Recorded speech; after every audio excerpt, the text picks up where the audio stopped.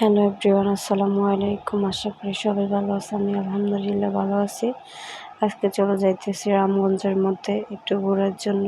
কোথায় যাচ্ছি এখনও বলতে পারতেছি না, আমরা জানি রামগঞ্জে যাইতেছি। পরে যাওয়ার পর আমি আর আমার বাবা কয়টা ছবি তুললাম। তোলার পরে আবার আমার বাগনি সহ কয়টা ছবি তুললাম। চলে গেলাম ওদেরকে নিয়ে স্বপ্নপুরীতে।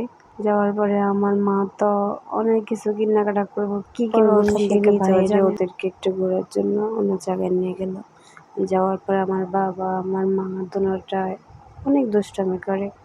কিছুক্ষণ দোলনার পাশে, কিছুক্ষণ বাইরে হালকা কিছু খায়। খাওয়ার পরে ও বাড়িতে চলে আসবে। পরে আমি আর কিছু বলি না। পরে আমি বলি আচ্ছা আল্লাহ হাফেজ, আমরা যাই গিয়া, সবাইরে টাটা দিয়ে দাও। পরে বলে না, সবাইকে আল্লাহ হাফেজ দিবে। পরে বলছে, পরে এখানে শেষ দিয়ে বাড়িতে চলে আসলো।